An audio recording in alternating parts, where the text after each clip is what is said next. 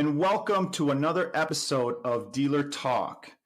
So, very excited for our conversation today. I wanted to kind of start off really quick by just saying thank you so much for the feedback. It's been an amazing couple of weeks.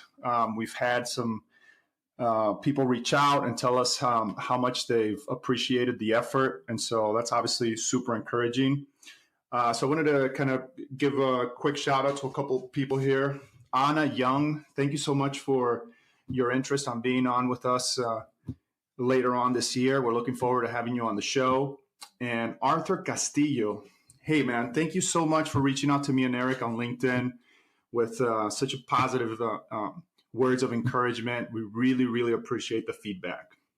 Also, I wanted to kind of start off with a little bit of a new initiative. So especially for the people who are new to the industry, send us your questions, right? If you're struggling with something, if you have, if you're trying to find a different perspective, or if you're looking for, kind of ways to improve on a certain process, reach out to me and Eric for the time being on LinkedIn. I'll make sure to include our links to that platform on the show notes, and send us your questions, and we'll definitely bring those up to the guests so that we can kind of talk about that, and hopefully we can share some insights with you guys. Eric, what's going on, man? How you doing? You know what?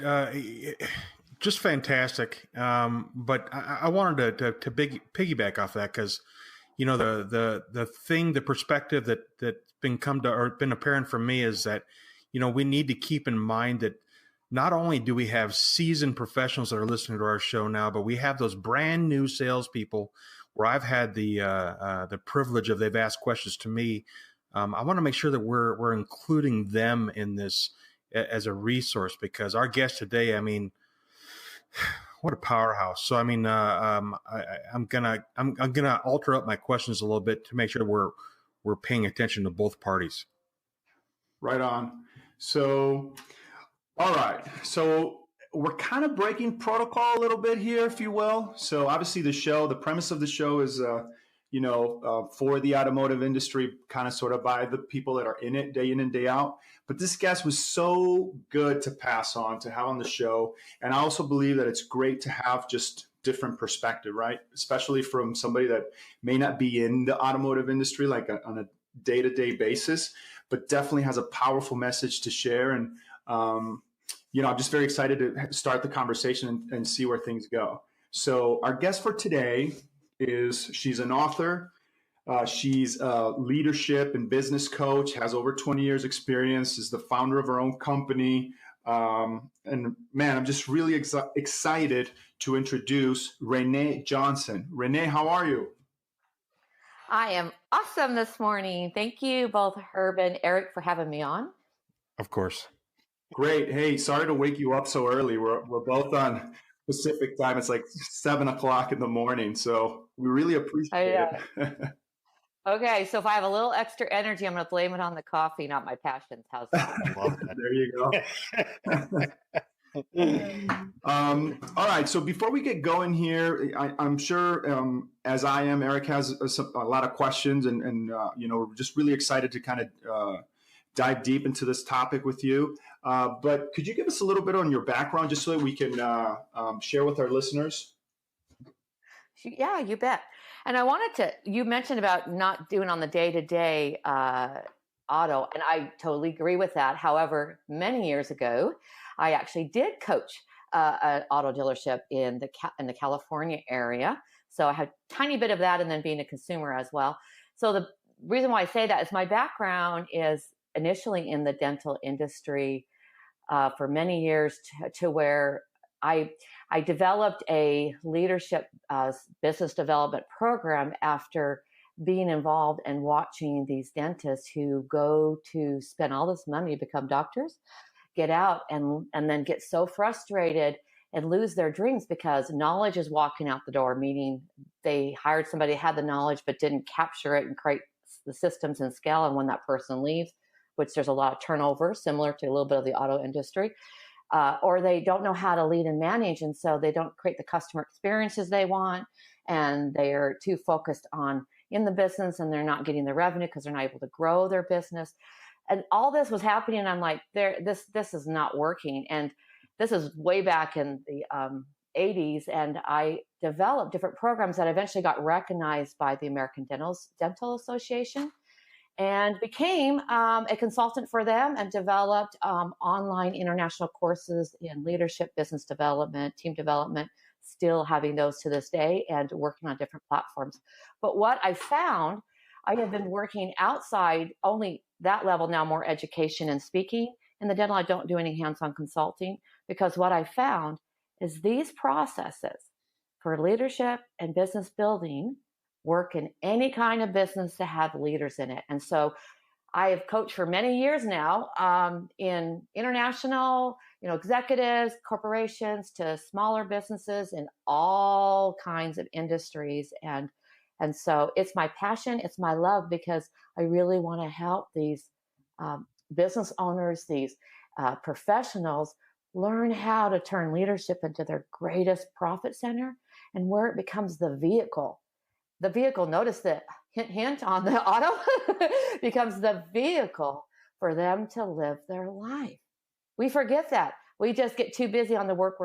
And I'm sure we're going to talk about that today. But if we do it right, it should become a vehicle so that we can live our life and have the joy we deserve and do other things that our life should bring us. Yes, for sure. Totally agree with that. So just to kind of kick things off here, so you're known as the Power Zone Coach. And, obviously, we have a relationship on LinkedIn, and I love all the information that you're putting out there. I just wanted to kind of talk about that for a second. Like, what does that mean, right? Like the Power Zone in itself, is that a theory? Is it, you know what I mean? Like, can you kind of talk to us a little bit about that? Okay, excellent. Well, the Power Zone, personally for me, it's who I am and what I found. I have shared my story on different media and platforms about what I went through in my life, in a life or death situation, and having to really come to grips and understanding my most significant why, and understanding my personal values and what I was going to stand for in my life, and really claiming my greater strengths to be able to create a more powerful, productive life and influence other people. And so if I would for a minute, I'm going to go through that just a second, but each one of us have the opportunity and have experience at some point in our life, and you may call it your zone, okay, where things are clicking, energy's happening, you're on fire, things are easier. You guys ever felt that way before, Eric and Herb? Have you ever felt where you're like in your zone? Yeah, so like when you say you're in the flow, right? Yeah, you're in the flow, and maybe you know how you got there, but maybe you didn't. But often people don't know how they got there per se, and they don't know how to stay in there longer. And the difference is that you are really connecting to your most significant why. That's your purpose. Mm-hmm. This is what you guys are doing here today. There's a part of you that's your purpose. You're expressing that through this platform here, and so each one of us have a purpose. And this is not about, religion or spirituality. It's who we innately are, our greatness, right? That significant why. And then each of us have core values. And studies show that our core values are actually our core motivating energy. They're not morals, they're our values. And they're our core motivating energy. They're what we use to filter. We probably have connected that way through LinkedIn because there's similar values that are resonating with us, right? When you meet somebody and you automatically connect, there's values. When you go into a customer experience and you feel heard and you feel like it fits you, there's values in place. And then the third element is our greater strengths. So understanding the difference between good and great. And often leaders have a difficult time with that, especially small business leaders that are juggling a lot of things. And, really understanding the goal is to do your greats. You can do a lot of things good, but that dissipates your power. but really letting go and putting your trust and energy into your team so that you can do your greats and influence and inspire change. So the power zone, and this is something that I've done, for myself, research for many years, and something I created through thousands of leaders I've coached and hundreds and hundreds and hundreds of team members. And it's a truth, right? It's where your personal values, your most significant why, and your greater strengths intersect. And understanding how to tap into those. You won't do it 100%. I'm not foolish that way, even myself, the Power Zone coach. So it's not a gimmick. Again, this is what I believe in and what I teach. And but it's something that you can learn how to do more often, and then get those results like you all have felt of being on fire and transforming change and making more money, right? Right, right. Hey, Renee, my question is this. I want to make sure. It's a two-part question, Okay. but my first question is this: do you believe everybody has leadership qualities? So I believe that you can have leadership qualities. I do believe that there are those that will be able to lead at a larger level, and then those that are emerging leaders, because leadership is a decision. Wow. It's not a title, okay? It's a decision. So you can be a leader in your life. You can influence those in your community, your family. So absolutely. But then there are those that are more naturally suited to step into larger charges, right? A role, but everybody can be an emerging leader. I love that. Okay, so the second part of that is, and I want to make sure, in order that we're adding value to this platform to our listeners, is a brand new person coming into the automotive industry. Would you recommend that they become comfortable in their own skin when walking into a new environment? What is your suggestion on that? I like that question. That's good. Well, I would really get focused on the why of what you're trying to achieve there. So in sales, I often, so we're talking about the environment, they're coming in, and obviously the end goal is that they're trying to help move that product, right? They're trying to help the industry, their business make a, income. And so what I find is, we know that it's built by quotas and different things. Again, I have a little experience there, but they get so focused on driving for the sell.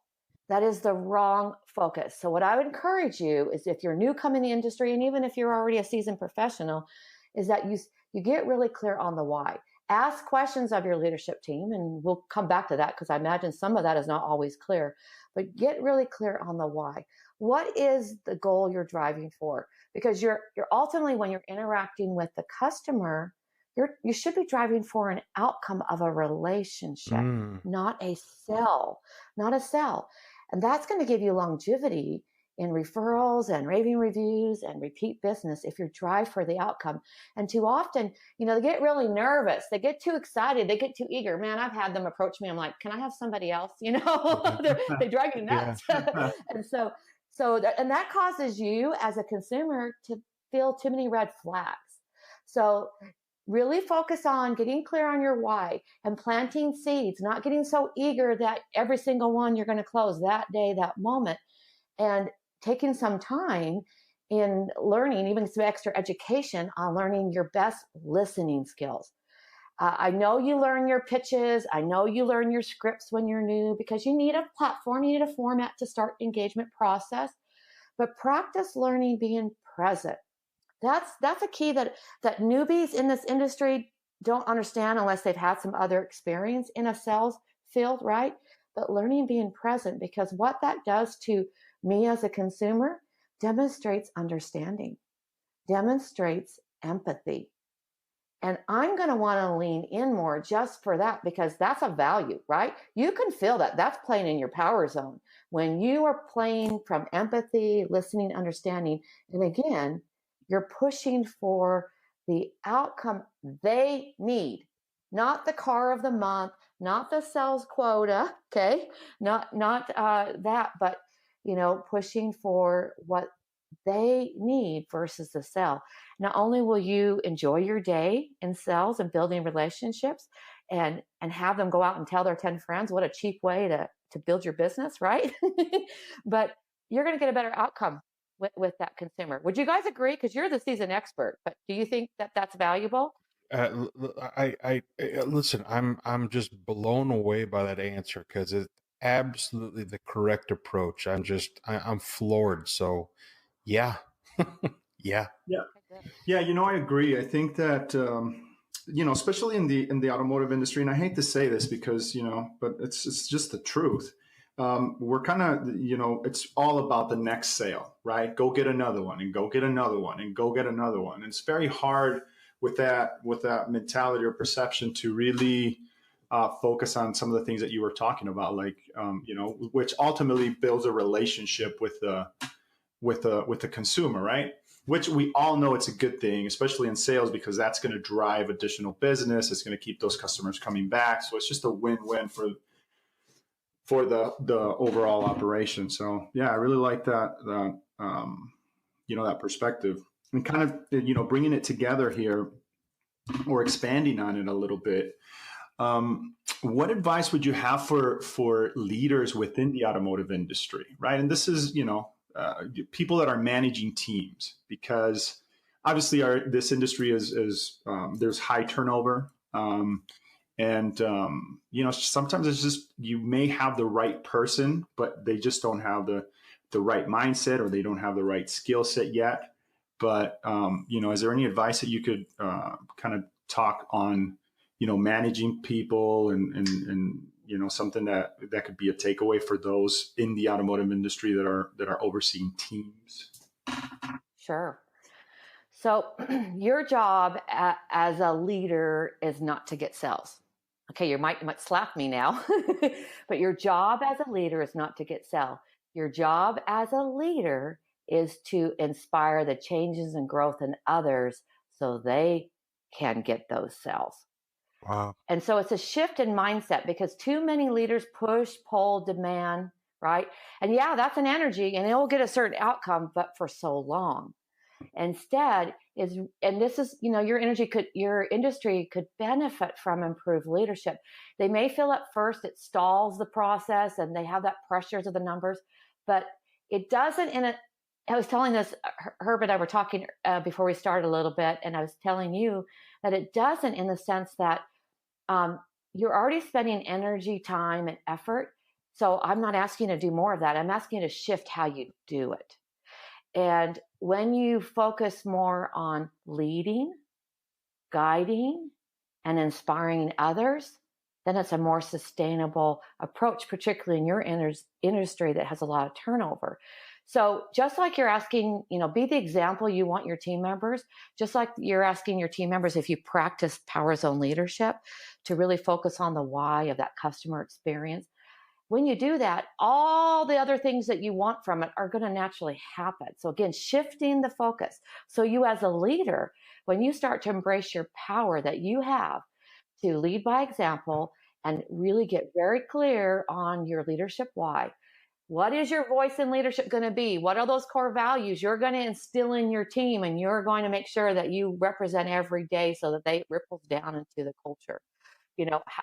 What about, like, how do you break patterns? And this is a question. This is it's kind of interesting, because I was having this conversation yesterday with Joseph, by the way, that you introduced me to. So thank you so much. Oh, good. I'm glad you guys connected. So we were having this conversation. He said something that kind of stuck with me, and it was, performance should be the ultimate goal within the industry, right? Overall performance and optimization. And he's really big on that. And I think that he's onto something there for sure.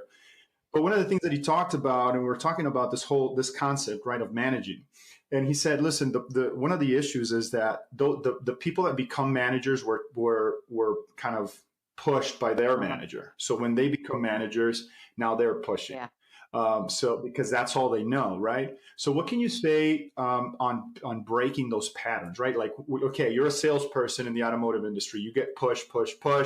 Obviously, it's the number. You got to hit the number. And there, I agree with that, because there's progress. It's just the approach, I don't think necessarily is the best sometimes. So once you transition to a management role, how do you break that pattern, in your opinion?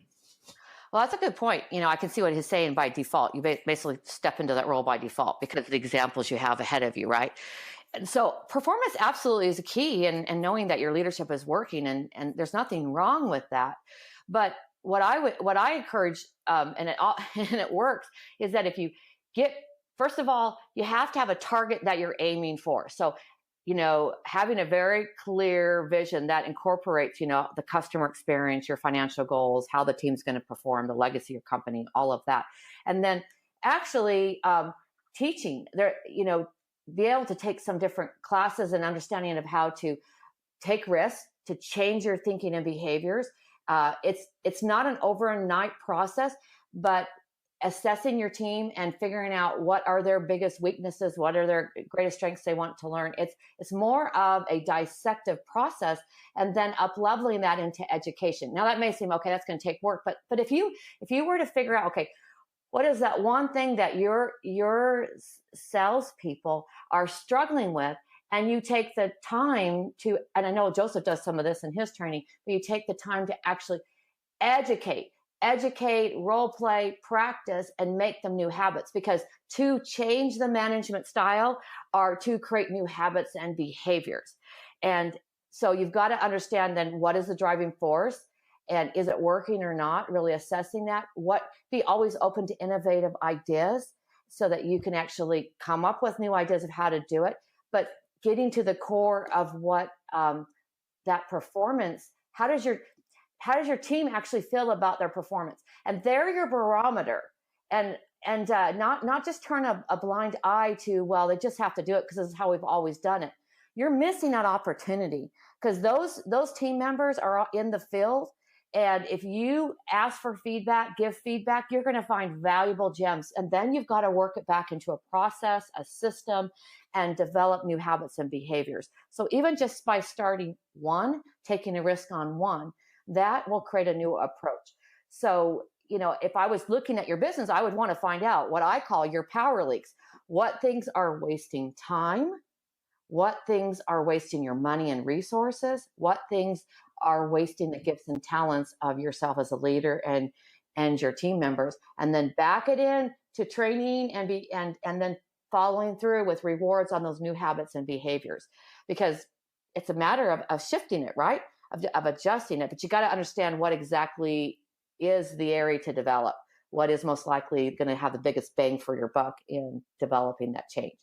And you got to be willing to be involved in change management. And that's what I could, real quick, because I can hear you want to interject, but one last thought on that. Too often, people that are put into management roles by default without training in leadership or put into leadership, they're too nervous to get out of their comfort zone because they don't have the methods and processes of how to do it different. So it makes sense. Why would they do it different? They don't know how to manage the change, right? Yes. That makes sense? It absolutely makes sense. Let me ask you this. As a coach to coach, okay, what are things that as a coach, what are things that I should be working on? What's the type of education I personally should be looking for in order to be a more effective coach for my team? That's good. I like that. Well, there's a lot of good, say, quote, education providers out there, certification if you want to get an actual coaching certification. If you do a coaching certification, do one through the ICF, the International Coaching Federation. That's one they actually are the governing board of different programs, and you'll get the best outcome. I have that as well as my IPEC certification. So I'm going to be a little partial for that, because I believe in more of a servant leadership style, if you will, and really learning how to grow and serve others. So my education advice to you is performance is a byproduct. Sales is a byproduct. And learning how to coach for performance, coach for sales, starts with learning how to develop your leadership skills, because you're ultimately going to need to inspire change. Okay? Inspire change, not demand. You're going to need to learn how to lead change. And leading change is your skills from communication, right, to understanding how to develop your KPIs and measure those effectively and course correct quickly, to develop the outside processes and systems so that you can coach those in your team. So I would really highly encourage leadership. And there's different styles out there, but our industry, if you watch around you, your industry, other industries are going for more authentic leadership style, especially millennials, and you guys are going to be hiring them. They don't want a drill sergeant. They want people that are going to be authentic and are going to really show them a greater vision. I have programs. You can talk to me. I'll help you, Eric. Yeah. Okay. Sorry. Hit there. Yeah. But they must plug. But I would. That's a plug. Okay. But yeah, I would.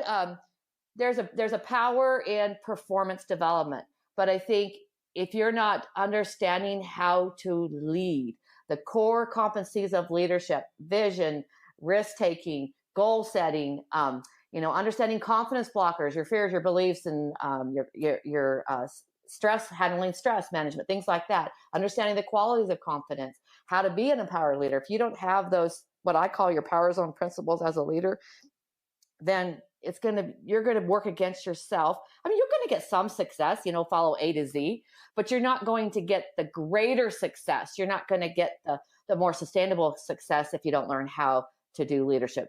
You're going to do more of a performance-based leadership. It only gets you so far. Because people lose motivation in that. Again, remember, we are driven by our core values. And so in your interview processes, getting off task here for a second, but that's another skill of learning of leadership, is understanding how to identify the vision for your business, but also the vision for your team members in different roles, and interview against that. And every single one of those visions should have the core values. You should be able to identify in that applicant, do they have a similar core value? Because now you don't have to convince them. Yeah. Now you don't have to demand. They get it. They lock and load a lot faster. Okay. And people burn out in their jobs when they're not aligned with the values. I want you to hear that. People burn out in their jobs when they're not aligned. I love that.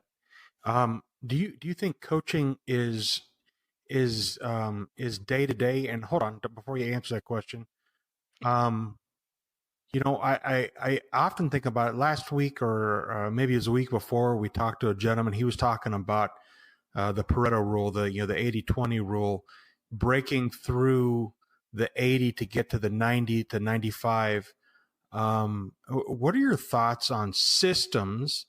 I mean, even if you're effective with the system and it gets you to the 80%, how do you break through that 80% to get better than that? I mean, is coaching a day to day? Is that necessary? What is your stance on that? Ooh, that's a twofold. Okay, that's probably a 3-part answer. Okay, sorry. So coaching should become a discipline in your leadership style. So let's put that in there. Okay, it becomes one of the qualities of your leadership style. So yeah, figuring out in the day how you're going to serve, how you're going to educate, how you're going to lift, how you're going to inspire. So it becomes, and then when you have that vision in front of you and you have the systems to go forward, then it's easier to identify where do I need to put my energy in, and clarifying those systems and improving upon those systems. But I'm going to tell you a really simple answer between getting from the 80 to the 90 to even 100. Want to hear it? It's really simple and it's kind of cheap. Celebrate success. That's great. That's really Celebrate success. I'm going to tell you, I can show it in numbers and increase in the bottom line. So you can have systems and they can be rocking, and okay, cool, that worked. But if you're not celebrating successes with the individuals who are performing, it goes flat. It's like, what's the point? And when I survey, like I said, hundreds and hundreds and hundreds, probably now in the thousands of employees, the number one thing they'll say in their hiring, what they want besides a company to meet the expectations that they set up, like, I'm going to work for you and these are the core expectations I expect because you're telling me that's what I'm going to get. The second thing is they want to be appreciated. I just want a kind word. I just want to thank you. And do you know what happens when you celebrate success? And so when I work with cultures and companies, you're going to celebrate the bigger milestones. Yes. And there's ways to do that. But I'm talking on a regular basis, and there's a variety of ways to do it that don't cost a huge dollar. But even if they do, I can prove to you you're going to get back 100-fold. Because here's what happens when you yourself as a leader and when your team members do. And I posted on LinkedIn, actually had my Celebrate Success yesterday, talked about the health benefit, right? But I post every Friday a tip on celebrating success because it's so important in overcoming confidence blockers for team members who think they can't get any more, grow any more, and also create more energy and fuel behind going after the goals. It's much better teaching and coaching tool than barking at people. And here's why. When we celebrate success, it automatically raises our personal accountability. When we celebrate success, we've proven to ourselves our own expectations of what we're capable of. When we celebrate success, it's a motivating energy. What do you want to do? Less or more? I can go on and on. I can give you 100 different reasons. And so if you want people to grow beyond, the limitations, celebrate success. And even if they're sucking, celebrate success. Because what you'll do is say, George or Susie, whoever it is, I really like this. You should find something. I like how you do this. You're really excellent. That right there, that quality or that skill. Do you think there's a way we could bring it over here? I think I like this. What do you think about this? You draw them into the higher expectation of themselves. Hey, I really like how this is happening. Any bigger ideas? I really appreciate that. Well, you like that? I have this. Because what happens in the day-to-day grind is that employees get into the box. Their heads go down and they just grind, right? They just grind. Once in a while, they lift their head up, but they grind. And unless you ask them, unless you say, what else you got? Exactly. And you know what? Not what else you got, get going, slap them in the, double sticks. Okay. But you say, what else you got? Because I believe in you. And you know what happens? People raise their hand and say, I got it. Yes, I can. And I see it every time. And so here's a quick tip. One of the leadership strategies I teach is to have a daily huddle. Have a daily huddle. And there's core things that I encourage to have in there. And you know what? The number one first thing you should do every day in that daily huddle, celebrate success. Yesterday, we had this goal. This is what we got. Even if you didn't hit your goal, you're saying, hey, we're making progress. What do you think about that? You keep the spirits elevated. You keep their accountability, their self-belief in what they're capable higher. People will drive higher for themselves than for you. People will drive higher for themselves than you. Yeah. Okay? This is, I mean, I know Herb's going to wrap this up and we love him for doing that stuff. And look, we can go on and on and on, but the fact of the matter is that and I want this to be a benefit for not only the people that are, well calloused into this industry, but for the brand new people showing up, is that if you want to figure out how to get to the next level in your career in the auto industry, if you start embracing these traits now, that was always my biggest benefit. I just always knew that I wanted the next level. So I just started acting like the next level. That's exactly how it was, just a natural fruition. So I hope that you take all this information in and become, like the cheerleader. You becoming the encourager. You become the one that's easy to talk to. You become the one that, that takes the customer's trades around back for the guy that's selling, 3 or 4 or 5 cars. Instead, you become the resource. You don't ask for thanks. You just become the example. I think that's so powerful, Renee, what you shared right there. I just absolutely love it. I'm sorry. Sorry, Herb. I'm taking up your time, bro. Go ahead. That's a good point, though. No worries, man. It's definitely a good conversation for sure. I love the perspective, and that's the benefit of having you on the show, Renee. It's been a really good conversation. I think there's going to be a lot of takeaways here. I do want to give you a couple of plugs here really quick because I want people to get some more insights from you. So if you're not following Renee Johnson on LinkedIn, you have to do that today. I'm going to include a link to her profile in the show notes. Make sure to follow her for tons of valuable information.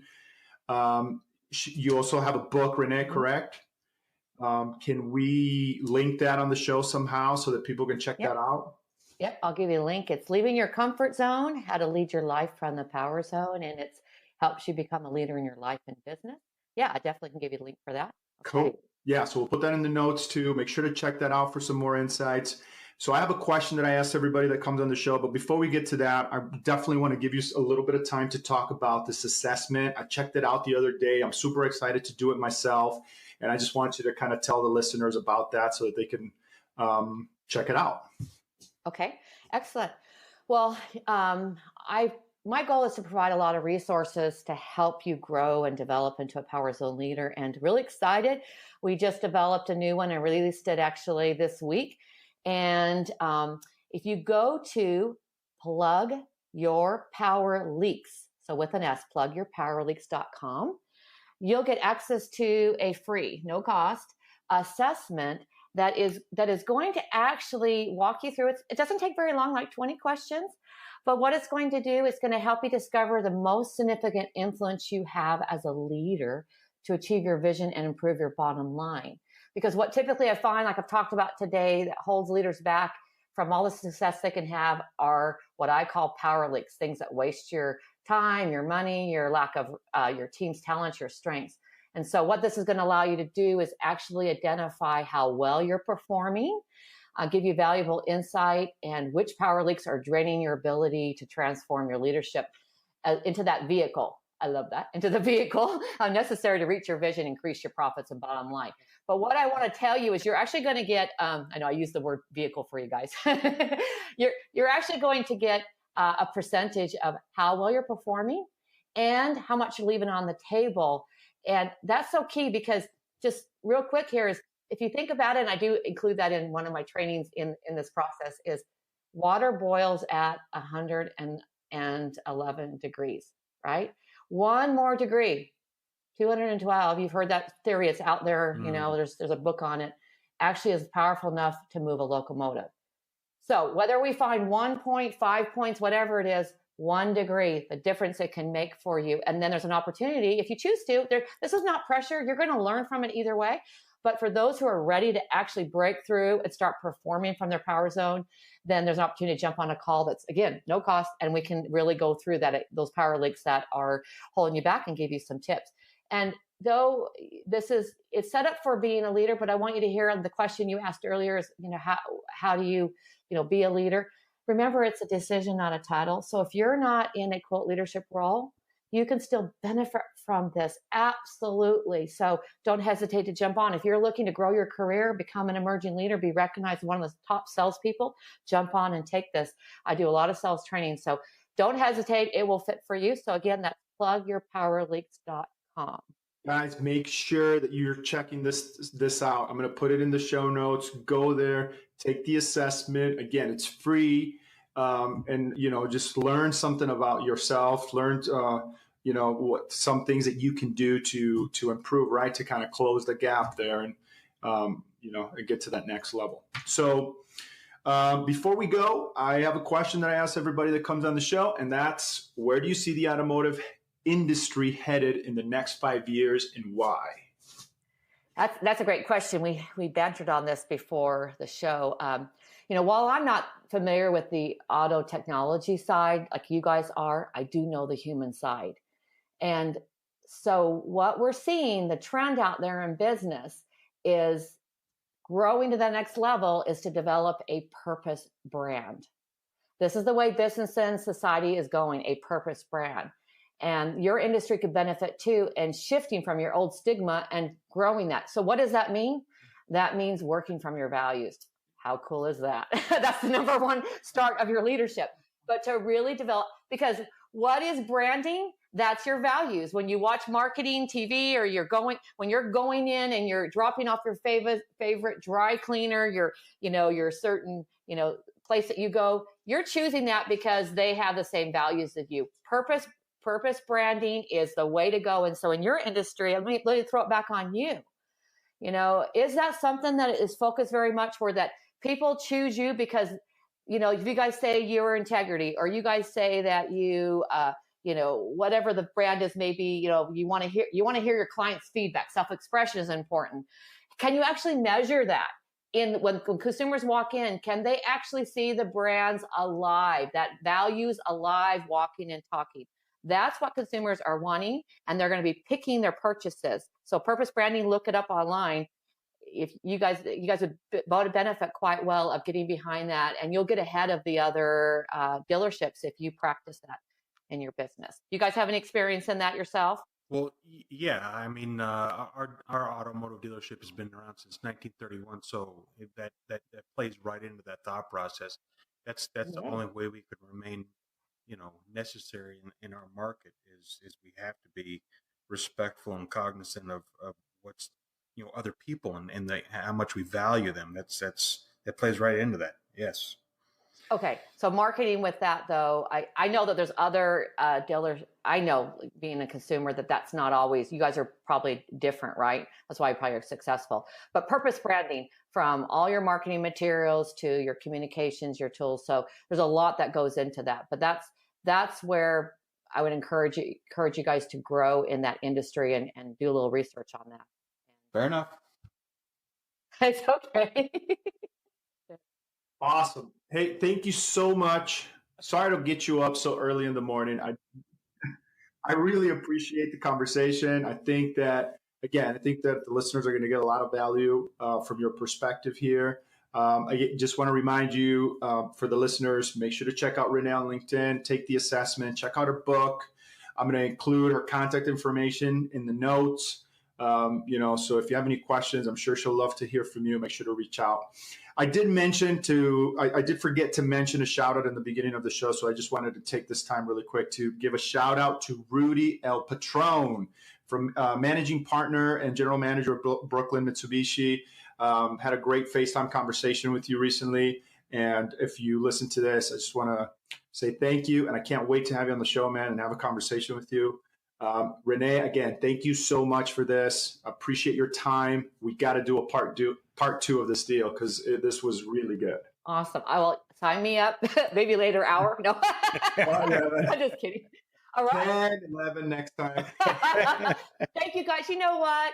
I got to throw it back at you, because I've enjoyed getting to know both of you through LinkedIn. It's love to be able to taking this offline and getting to know you here and feeling your energy. Thank you so much. I value your relationship and look forward to growing together. So all right, folks, that's all we have for today. And as usual, we'll talk later.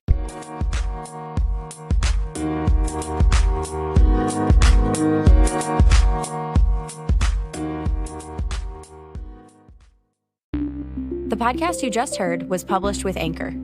Got something you want to say to the creator of this show? Send them a voice message using the Anchor app, free for iOS and Android.